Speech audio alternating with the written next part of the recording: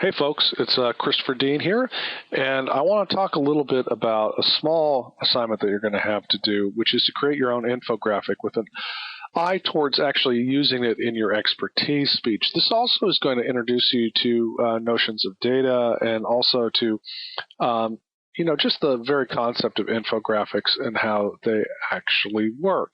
So what is an infographic per se? Let's start there, sort of from a definitional perspective.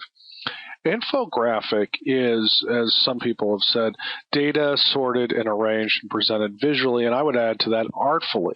In other words, what you're trying to do is really, I think, make an argument through your presentation of data. So you're working from data, and you're sorting it, you're arranging it, and you're presenting it visually. It can be as simple as using a pie chart or something more advanced. Now, as far as the assignment goes, this is a very short assignment that you're going to be creating an infographic using pick2chart.com.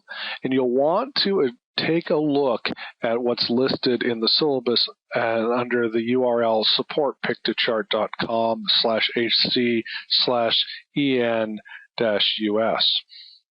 And that really is the introduction, which is the make an infographic in 5 steps.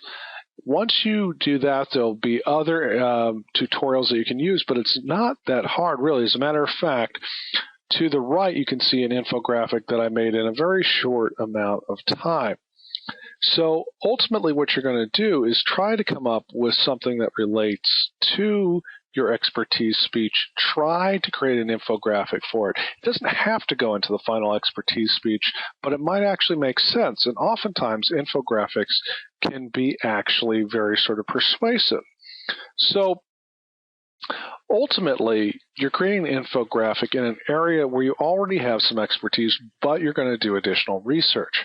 And you want to, with both your expertise speech and the infographic, convey something special about your area of research and expertise in an engaging way, visually.